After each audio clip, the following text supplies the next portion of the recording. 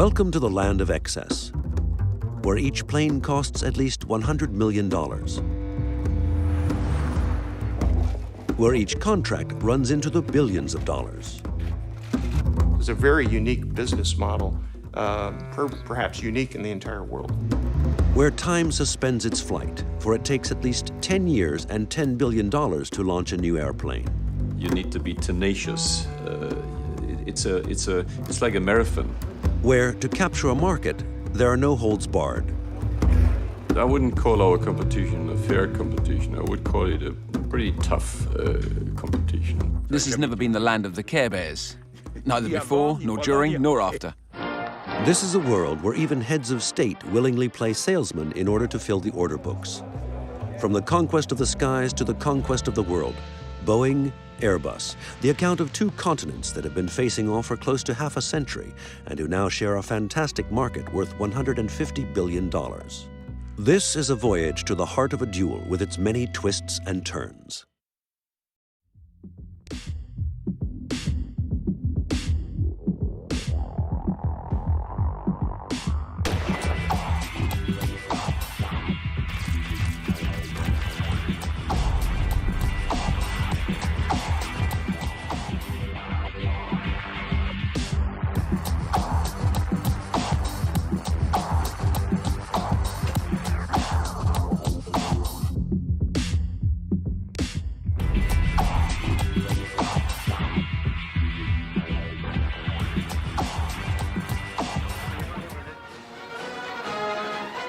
(1969).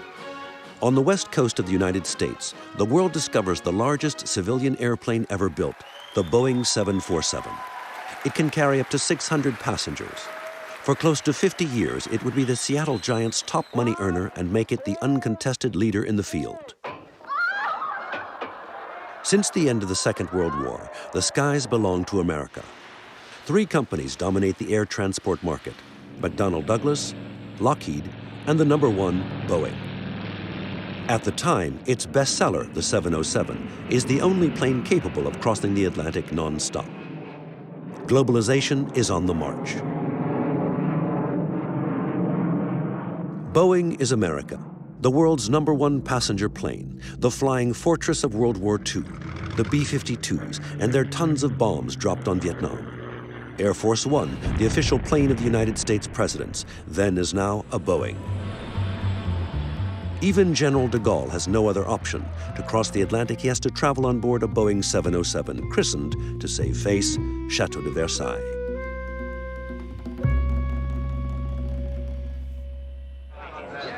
But the world is changing. Already 400 million travelers are flying. Europe has steel and coal, but is on the lookout for a comprehensive industrial project.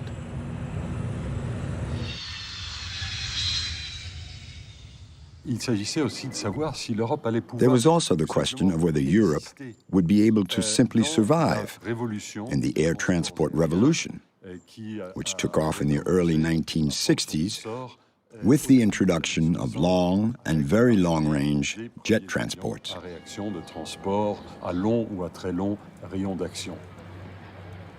The European industrialists, who'd previously undertaken some small-scale national projects, had the choice of either becoming subcontractors of the United States, of American industry, or joining forces on their own projects that would answer the needs of the market.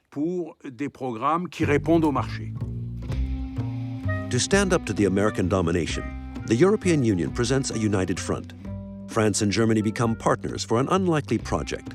Pool all their know-how to design a plane capable of competing with the Americans. Its codename, Airbus. It wasn't an example of building. It was an example of defensiveness, basically defending what they had. All of the companies involved in Airbus had jetliner programs, and all of them were being destroyed gradually by the U.S. might. To meet the challenge, everyone pitches in. Each state involved has to make their specific contribution to this daring erector set. There's something for everyone. England will supply the wings, Holland the tail, Germany the fuselage, and the final assembly is to take place in Toulouse, France. Why do simple when you can do complicated? Meanwhile, Boeing on the other side of the Atlantic is laughing up its sleeve. In the early days of Airbus, Boeing's attitude was, I would say, arrogant. It was like, oh, those Europeans, the French, the English, the Germans, make a plane together? Technically, it won't work. They'll turn out a camel. Some measure in inches, some in centimeters. They just happened to forget that we'd managed to create Concorde with the English. The Airbus engineers decide to tackle Boeing on the mid-range aircraft market. The new European plane is christened the A300. Unlike its Boeing counterpart, it can carry 300 passengers with 2 jet engines, whereas its competitor needed 3 or 4 engines. When they first rolled out the Airbus, before its maiden flight, I was at the controls and we were taxiing with Concorde in front of the authorities, the statesmen. The whole world was there, plus everyone from Aerospace. So we paraded with Concorde, and it was the eve of our inaugural flight. Concorde was already up and flying. And at the end of this dog and pony show, when we were putting on the parking brakes, we saw the whole crowd flocking to the Concorde. Well, I tell you, we were pretty disappointed. And when I went out onto the stairs, the plant manager, Bernard Dufour, a friend of mine, comes over and says to me, Bernard, what are we going to do with this big fat cow of yours? Now the task was to transform this fat cow into a cash cow for the 4 European countries that financed this venture on spec. The challenge was even more difficult to meet, given that the competition was racking up one success after another. The Boeing 747 had been in service for 2 years, and all the airlines, even the Europeans, were captivated by it. Air France was even among the first to acquire Boeing's jumbo jet. At the beginning of the 1970s, Airbus was the least of Boeing's worries, as they had their hands full on the American front.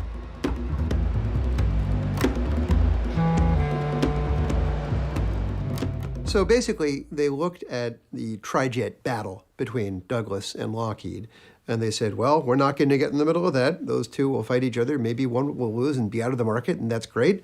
That A300, you know, maybe it'll work, maybe it isn't, maybe it won't.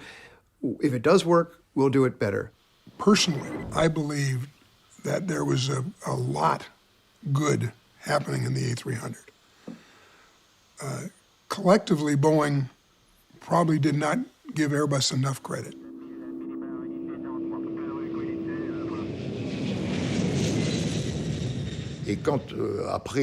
After the A300 had completed its shakedown flights and got its certification, we were left with nothing to do.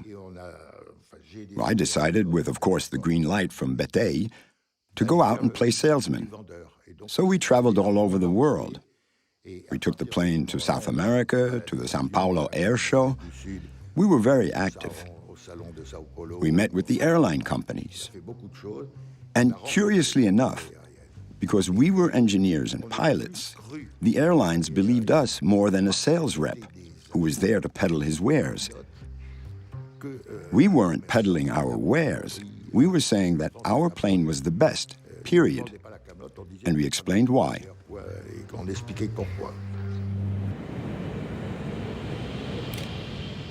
The American continent was Boeing's exclusive preserve. Airbus decided to take a roundabout way in. For their first commercial campaigns, they threw their efforts into India and Asia. This strategy would pay off when these countries emerged.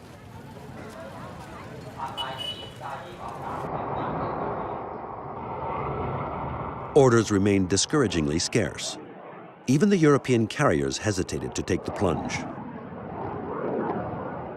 By 1974, Airbus had sold only 4 planes.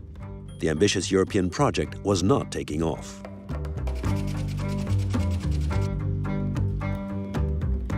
You have to admit that European aviation had a very poor reputation, very poor, because there was no after-sales service.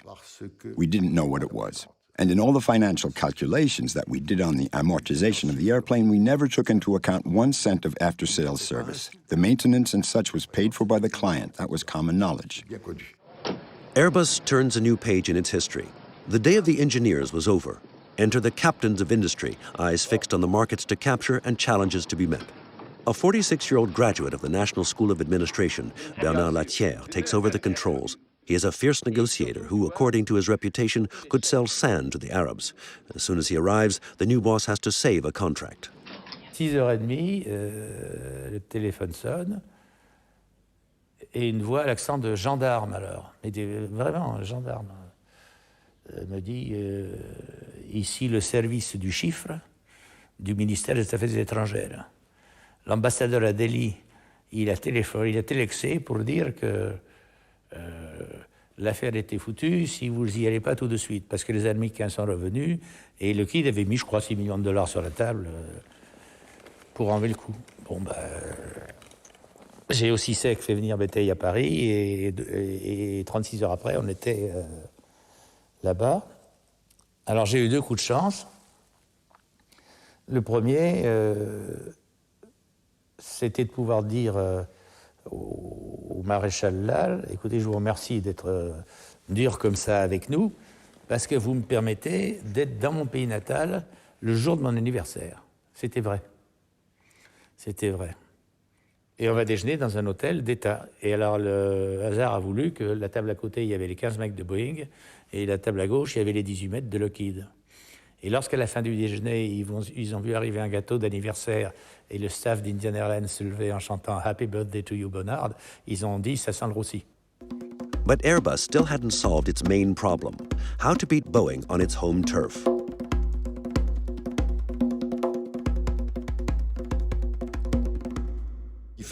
We had to conquer the world, which meant conquering the USA.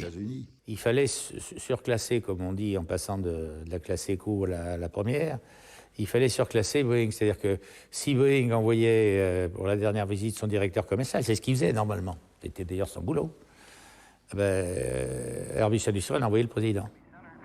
To get a foot in the door of America, Airbus takes a huge gamble. The former astronaut, Frank Borman, then CEO of Eastern Airlines, had to renew his aging fleet of planes. Bernard Latière made him an offer he couldn't turn down.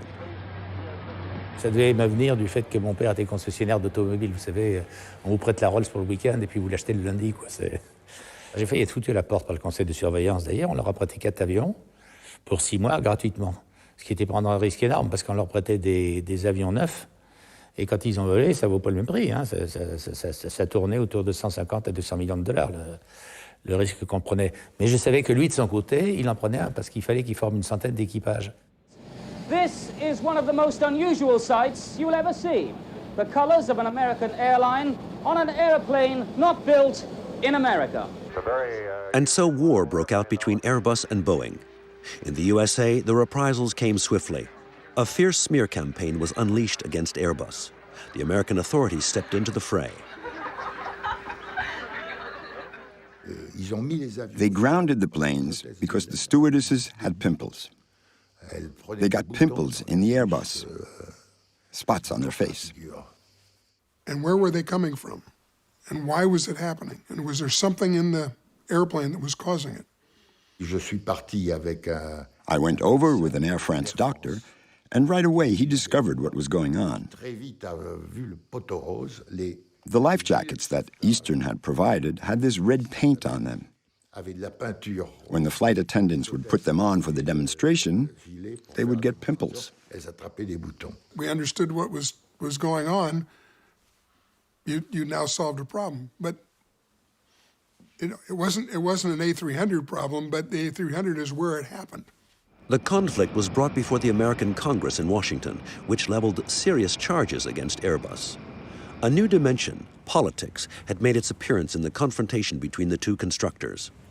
I was only complaining about the sale transaction in which one of our airline companies had the privilege of using 4 Airbus aircraft without cost for a period of 6 months.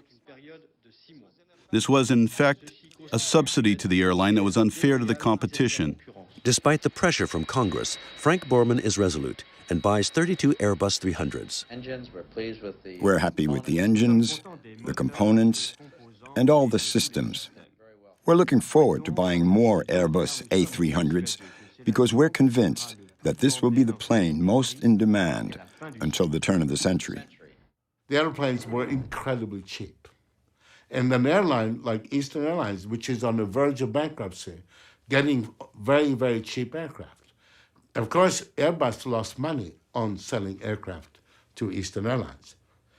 There was a money-losing transaction. Et c'était surtout la première référence américaine. Et les Japonais qui ne nous parlaient même pas, parce qu'ils ne recevaient pas, ont commencé à ouvrir la porte. Et on a eu deux contrats qui ont suivi au Japon, les gens nous disant tranquillement, si vous n'avez pas eu de référence américaine. Now it's Boeing's turn to wring their hands. In the Seattle offices, the American engineers are laying out a new project, an Airbus killer.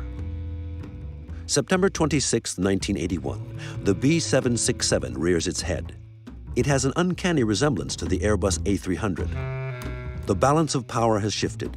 From this point on, the two constructors are eyeing each other, copying each other. You always have to be pushing. And you can never take anyone lightly. Now, can a corporation become arrogant? Absolutely.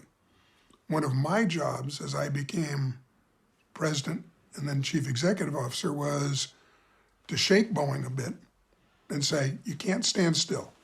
You have to move forward. Airbus goes shot for shot with Boeing. They counter the 767 with a new aircraft, the A310. This competition starts to look like a boxing match, each side striving for the advantage.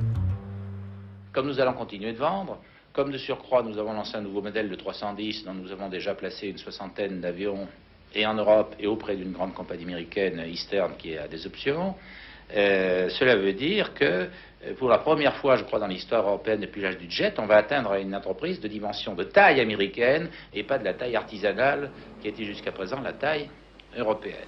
Fantasy or premonition? At the Paris Air Show, the management is flying on a burst of confidence. Bien, en ce qui concerne le concurrent américain, le 767, il est très clair que nous avons réussi à vendre l'Airbus 310 contre le 767 dans des compagnies qui ne sauraient en aucun cas être suspectées de préférences européennes. Donc, eh bien, dans les 10 ou 15 années à venir, il y aura bagarre. The battle becomes all-out war on February 14, 1987. On that day, all eyes are on Toulouse. For the first time, Airbus steals the show from Boeing.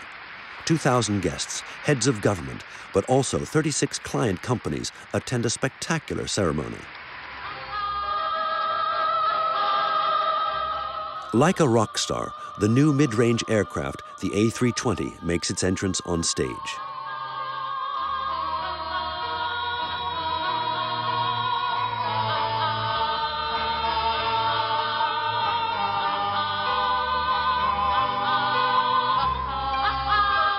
Jean Pierson, Airbus's new CEO, has the privilege of escorting Lady Di, godmother of the aircraft, in an extravaganza that would turn Boeing green with envy.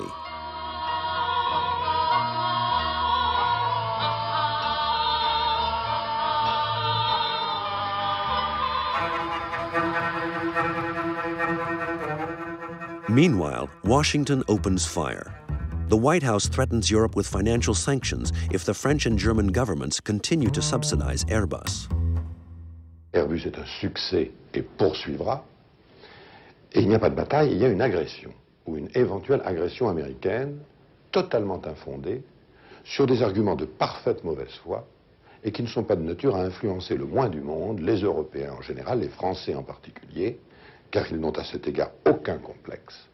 Les avances remboursables que nous donnons à notre industrie sont peu de choses, à côté des aides considérables, publiques, qu'au titre des programmes militaires, les Américains donnent à leur industrie aéronautique civile. At the heart of this conflict, two visions of the market economy confront one another. But both sides have the same objective, to help an independent national industry, aeronautical construction. I think one of the key differences is when we launch a new commercial airplane, it's a Boeing investment. We pay for it in its entirety. From the U.S. perspective, the launch aid that Airbus was receiving, in effect, took a lot of the risk out of the business. So rather than having to borrow the money commercially or finance it out of cash, as the American aerospace makers by and large did, Airbus had the money up front from the government and was repayable only to the extent that its sales were successful. So from the U.S. perspective, that was really a kind of risk-free model. New measures announced by the president. Ronald Reagan, his hands full with his combat against the USSR, doesn't go very far in carrying out his threats. The American president can't afford to make an enemy of Europe. With Star Wars research. Boeing was enormously successful in that period. Boeing benefited immensely from the Reagan military buildup. So I think while Boeing and the U.S. government wanted to fire a warning shot across the bow, after this warning shot, negotiations begin. In 1992, Europeans and Americans managed to come to an agreement over the financing of their industries. And what the Civil Aircraft Agreement did for the first time, and this was extremely important for Europe, it legitimized their form of financial aid to Airbus. What that agreement said is that no more than 6% of the development costs of new aircraft for Boeing could come through these indirect subsidies, through Defense Department or NASA or other contracts that had spin-off benefits. So it created this framework which has existed since that time. However, it was a short-lived truce. Less than 1 year after the 1992 agreement, the newly elected president, Bill Clinton, made a visit to Boeing.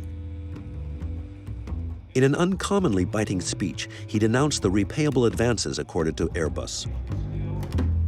Other nations follow targeted strategies of partnerships to pierce markets which you had dominated under a free market system, but with which you could not compete if Europe subsidized Airbus to the tune of $26 billion, for example.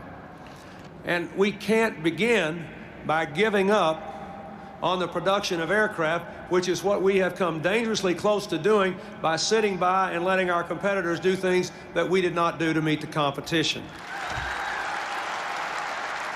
Bill Clinton simply threw into question the agreement between the U.S. and Europe. On top of that, he sued Airbus for unfair competition.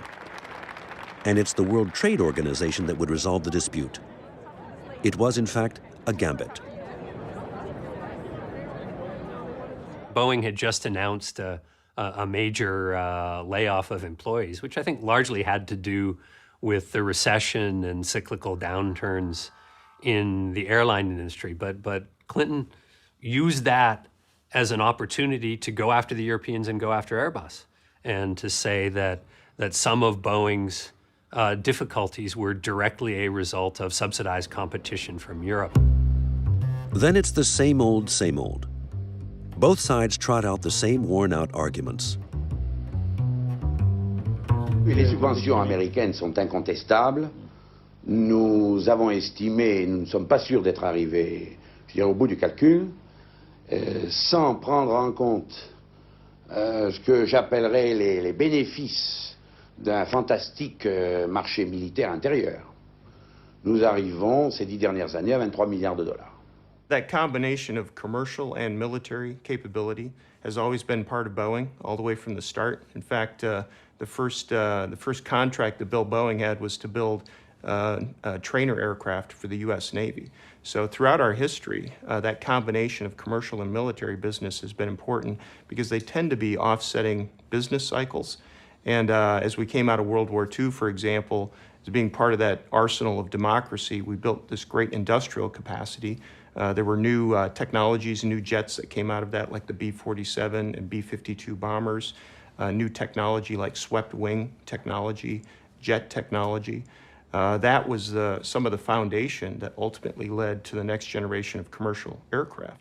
It should not distract from the fact that, government involvement in the aerospace industry is, whether you like it or not, quite normal in the entire world.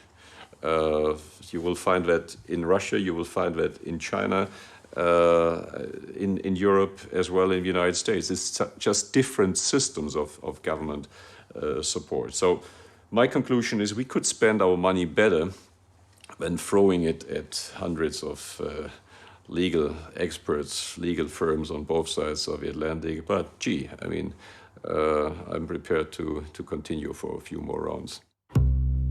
While the haggling goes on, so does business.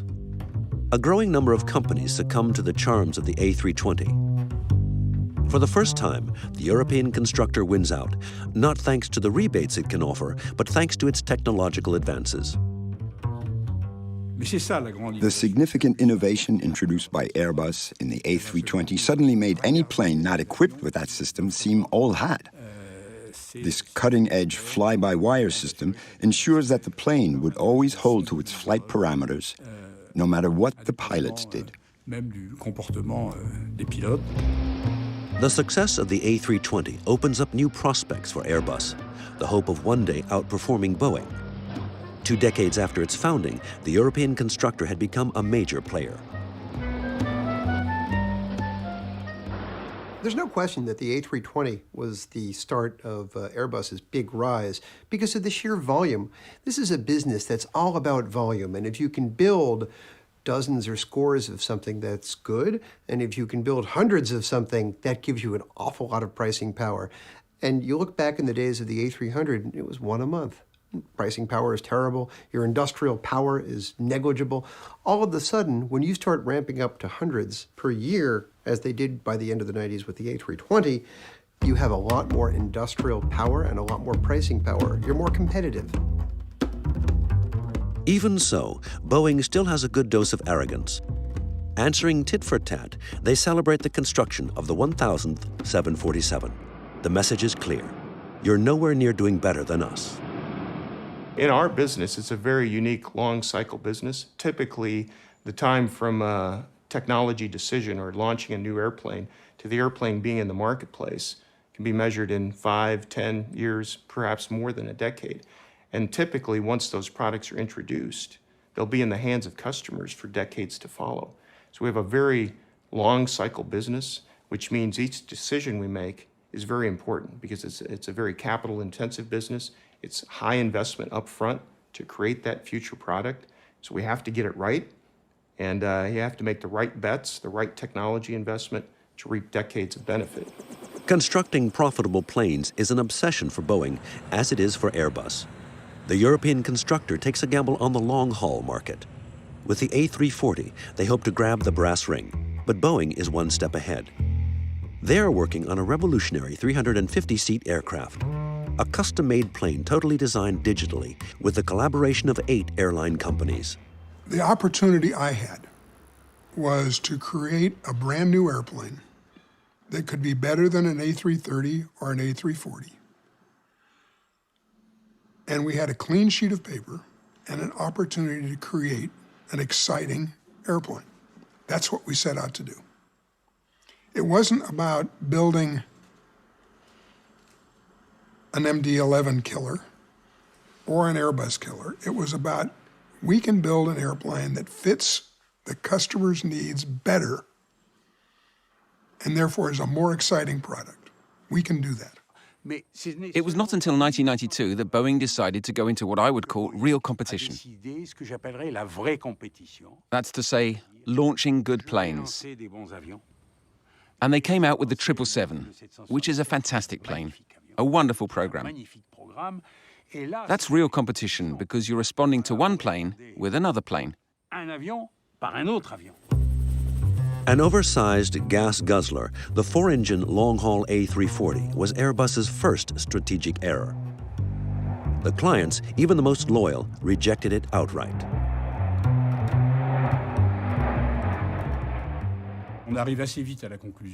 Concerning Air France, we quickly came to the conclusion that, in view of our network, the best plane for us in the future was the 777-300ER, and not the 340-600. And once we had reached that decision, carefully considered through a series of meetings and endless studies, the choice became evident for me. Then, I wanted to meet the major stockholder, common to both Airbus and Air France, that is, the French government. I requested a meeting with the Prime Minister, Lionel Jospin, to explain my choice to him and what I was preparing to announce. I think I can guess what Lionel Jospin told him, of course. I regret your decision, but if you think it's in the best interests of the company, go ahead. With hindsight, it was the right decision. Because now we're in 2015, And we see that the A340-600 is no longer manufactured and no longer sold. At present, Air France KLM has the world's second largest fleet of 777s. Air France alone has the third largest fleet of 777s. And do you know what they call the 777 over at Air France? Airbus managed to bounce back in Asia. The globalization of the markets has at least one positive aspect. It offers several hunting grounds where Airbus could hope to plant their flags. The number of planes depends on the growth of air traffic. You have no influence over the number of planes ordered. It's a function of the growth of the market. And it's easy to see that the European markets were on a downturn. The Asian zone was picking up. But what counts is if you can get your product known in all the countries concerned. Then all those countries will order the plane from you. By the end of the 1990s, Airbus had managed to extend its reach to 5 continents.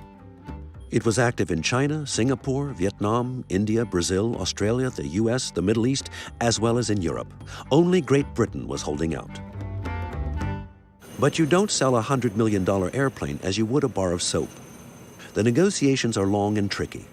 In 1996, the CEO of US Airways, Steve Wolf, a loyal customer of Airbus, wanted to renew his fleet.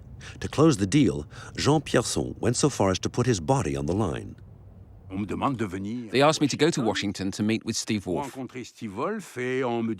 They told me everything had been agreed on. We just had to do a bit of a show, shake hands, and it was a done deal. So,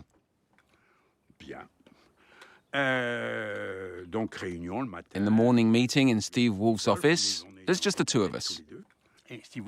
And Steve pulls out a list of 25 points. Well, that was a surprise. You don't want to know what I said to my guys when I got out, but anyway. So, we have these 25 points. I look over them and quickly answer. Okay, we'll agree to all these points. We'll do some negotiating over these points, nothing too serious. And then we came to the rebates. Well, now at that time, I was following a weight loss program. I stood up, and I was wearing a suit too big for my new weight. I undid the belt, and my trousers dropped. And I said, there, I've nothing more to give. End of the negotiations. He burst out laughing, called in his secretary. I barely had time to get decent. So we drank some champagne, and the deal was done. And it turned out to be a very profitable striptease indeed. 400 planes, the largest order in the history of civil aviation. Airbus began to see itself in a starring role, and why not even surpass Boeing someday? In the US, the backlash was not long in coming. In 1997, Boeing bares its financial teeth. They plopped down $13 billion on the table to buy their main competitor, McDonnell Douglas, a major player in the military market. Phil Condit manages the operation. The combination of these two great companies are going to operate in the global marketplace as the Boeing company and will be the world's leading aerospace company. The reason for the merger with McDonnell Douglas was to produce a company that had more financial strength.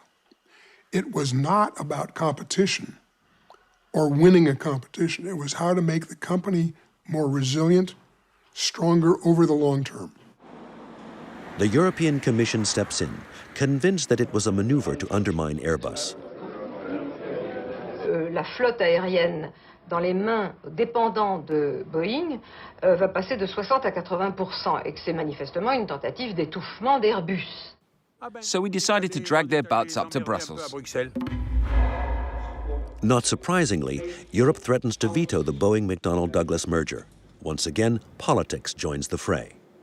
I'm concerned about what appear to be the reasons for the objection to the Boeing-McDonnell Douglas merger by the European Union. And I think that it would be unfortunate if we had a trade standoff with them. But we have a system for managing this through the World Trade Organization, and we have some options ourselves when actions are taken by Europe in this regard. Brussels demands a major concession from Boeing to renounce the juicy exclusive contracts it had with certain American airlines. Boeing, en dernière minute, a proposé ou accepté le remède qu'on cherchait en vain depuis des semaines, c'est-à-dire sur le point des contrats de longue durée et d'exclusivité. Et donc je peux constater avec satisfaction que sur ce point-là, la Commission a eu gain de cause. Airbus and Boeing are the only ones left standing, but the American aircraft manufacturer still has a marked advantage. Toward the end of the 20th century, Boeing's net worth was $58 billion, whereas Airbus announced a turnover of more than $24 billion. And a paradox of history, Airbus announced that for the first time they sold more civil aircraft than Boeing. Europe struck back at the USA. To make its weight felt, Europe demanded that its civil and military aeronautical industries join forces. S'il n'y a que 3 sociétés dans le monde qui fabriquent des hélicoptères, s'il n'y a que 3 sociétés dans le monde qui fabriquent des lanceurs spatiaux, des satellites et autres, nous serons de cela. The EADS company groups the aeronautical activities of Airbus, of Matra, the missile manufacturer Ariane Rockets, and the German company DASA, constructor of the European fighter plane, the Eurofighter. Proof of the importance of this agreement, it is the French and German heads of state in person who sign it into being. This new consortium does a turnover of $20 billion, half that of Boeing.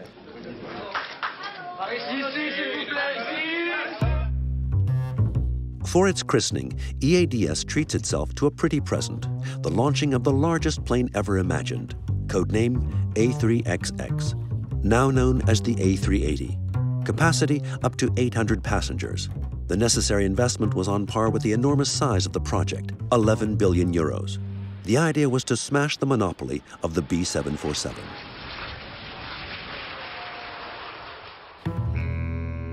Meanwhile, the American constructor was betting on the Dreamliner, its new 200, 300-seat plane made entirely of composite materials, therefore lighter and more fuel efficient.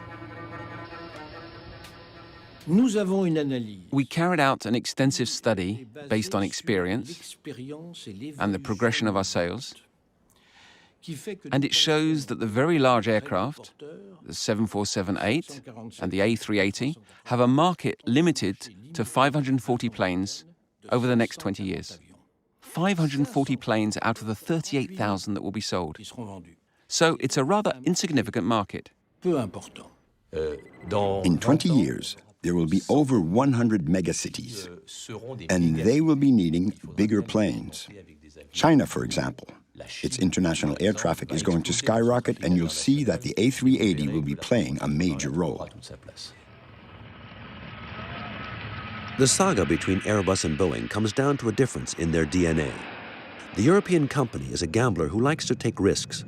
The American is a prudent investor with an eye to its stockholders.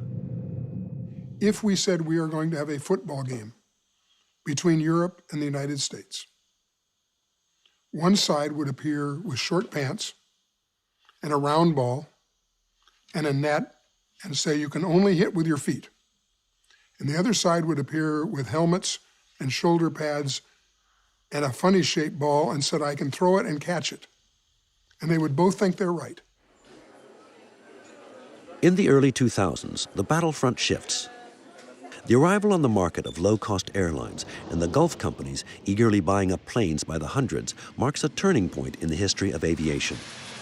The reign of the engineers, then that of the captains of industry, now give way to the age of the almighty customer.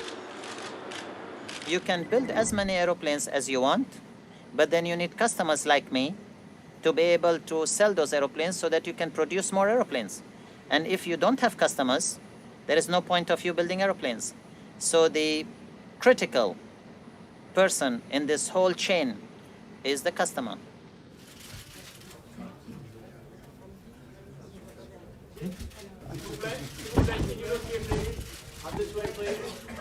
If, in this brave new world, the customer is king, then the salesman is prince.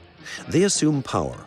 They're the ones who rack up the figures, like John Leahy, head honcho of Airbus sales. 200 days a year, he's out prospecting across the globe. Here he's in India to sell the future A380. You know, there are about 1.1 billion people in India right now. 1.1 billion. And there are more middle-class people here in India than there are in Western Europe or in the United States.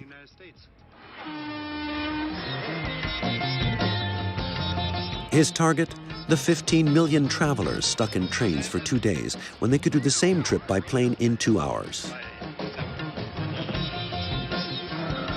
We are using My business is transporting passengers. If you can make it more efficient with a lower cost, I think it would be more profitable than a smaller plane. And you're charging the same rates as the train? Yeah. Right now, at least 30% of the seats on every flight are at train fare and below. Train fare and below. Well, we have the airplane, you have the market. So it's your call. You get into the business and you get hooked. It grows on you. And every commercial campaign is a game where it's winner take all. It's a fight to the finish, an existential struggle. And even more so as there's always the hope of waging the decisive battle. And if ever there was a decisive battle, it's the one waged between Airbus and Boeing at the beginning of the 2000s for the military aviation market. One of the reasons that Boeing did the merger with McDonnell Douglas and the Rockwell acquisition was that we had a very small military capability and a very big commercial activity. And we said it would be better to have balance between the two. That was before 9/11. As it turned out, that was a really good decision because commercial activity went very steeply down after 9/11. And the strength of the military business kept the company financially strong. After 9/11, the U.S. Air Force had to renew its aging fleet of tanker planes. These aircraft refuel fighter planes in flight during their mission. Boeing, of course, had its hat in the ring, but Airbus crashed the party and jumped into the bidding. In the tanker story, there was a competition between a Airbus tanker, which is based on a 330 fuselage. 330 being an excellent airplane. And Boeing, which offered the 767, which is already, when it was offered, was an obsolescent airplane. It's a golden contract. 179 aircraft with a price tag of $35 billion. The saga would last nearly 10 years and involve several presidents on both sides of the Atlantic. In the first phase, Boeing unsurprisingly wins the bidding, but the decision is invalidated due to charges of corruption. A government buyer agreed to favor Boeing in exchange for a job with the American company. Airbus renews its offensive. To maximize their chances, they join forces with the American equipment manufacturer Northrop Grumman and propose to assemble the future tanker planes in the United States. The verdict would come down in February 2008. Good afternoon. Ladies and gentlemen, we are pleased to announce that the development and procurement of up to 179 new KC-45A tanker aircraft is awarded to Northrop Grumman Corporation. Airbus is awarded a contract in the United States. The House of Representatives thinks otherwise. And you can't take this pig and put a flag on it and say it's an American airplane. It's not an American airplane. There is no justification that I have heard yet for what happened, switching this thing in the middle, going away from the mid-sized tanker to a great big tanker that's going to be more expensive, and the risk of building this thing is huge. The only way the U.S. Air Force can operate is to choose the best aircraft. And the best aircraft was the Airbus. So they chose the Airbus.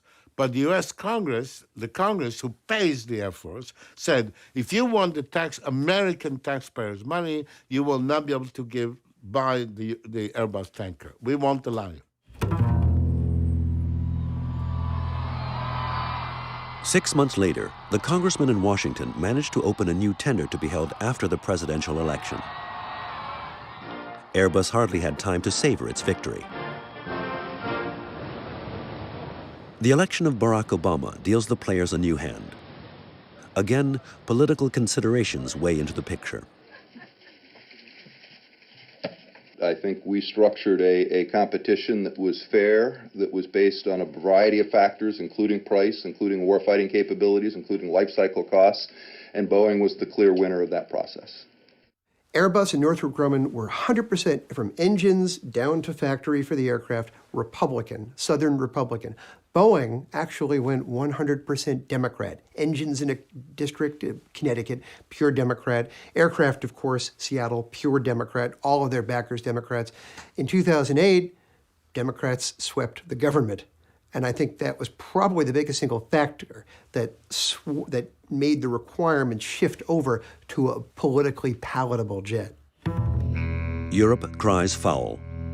Ce sont des méthodes qui ne sont pas bonnes à l'endroit des alliés européens des États-Unis, et ce sont des méthodes qui ne sont pas bonnes pour les États-Unis, qui est une grande nation, leader, avec laquelle nous sommes proches et amis, qui lutte contre le protectionnisme, et s'ils veulent être entendus dans la lutte contre le protectionnisme, qui ne donne pas l'exemple du protectionnisme. This contract was one based on value for money, as they say. And I think that what went on in the wings was that Congress, which controls the purse strings, figured that this deal would not sit well with the American public. The American Army was already using Sodexo, a worldwide French company, to equip their barracks. Congress probably thought that French tanker planes on top of that would be going too far. It was Boeing against Airbus, and I've always said to my colleagues when they were complaining about Boeing fighting hard and tough that battle, pulling all political strings possible, say, what would we do if there was a huge tanker contract to be won in Europe? And Boeing had a strong product, and Boeing was trying to break into our market. Obviously, we would also do everything to win this battle. So there was a tender. The tender was real. It was attractive. It was open. France is now in the process of acquiring tanker planes. But there was no open tender bidding on that contract. In losing the tanker contract, Airbus realized it had to play the game differently in the United States. It needed more support here. It needed to be more thoroughly embedded in the United States. And I think the fact that it's ended up using the investment that it was supposed to make in Alabama to serve the tanker contract to now build A320s, I think that's a wonderful, ironic turnaround. 12 years after the beginning of the tanker plane saga, Airbus finally managed to become American. Now, Airbus, like Boeing, has traded its original nationality for a global identity. Their market is worldwide. It's normal that their factories follow the same path. Tianjin and Mobile are part of this internationalization strategy. If you go back 10 years, we had none of this. I mean, it was 10 years that we decided for Tianjin, and it's been 3 years back that we decided to build a final assembly line in Mobile. But we've had engineering centers already in these countries. We had large procurement contracts already in these countries.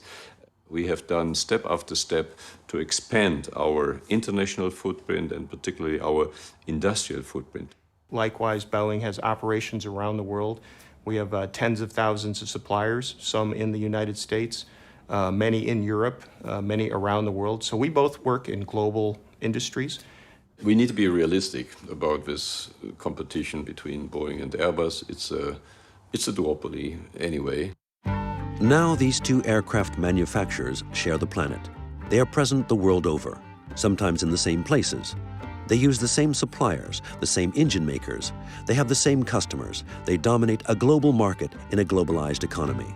And what is the result of a duopoly? No real innovation. Airplanes look the same. Year passes, decades passes, they look the same. Always the tube and the wings. No flying wings, no flying bodies, no separable passenger capsule, no innovation differences at all. Competition does improve products for everyone. I mean, the planes that are flying today are far, far better than they've ever been before, and we all benefit from that. But the question of who gets the biggest share is an extremely important one. And it's one that, at least in these leading edge industries, countries will fight over. You know, this continual cutthroat competition between Boeing and Airbus is healthy for the market. But it is also healthy for the two groups. It's the best way to protect ourselves from new players entering the market, like the Chinese, the Canadians, the Brazilians, the Russians.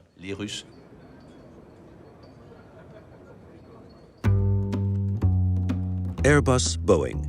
Their shared interest is simply colossal. To protect their golden goose worth $3 trillion, the value of plane orders over the next 30 years, yesterday's rivals have become the best of enemies.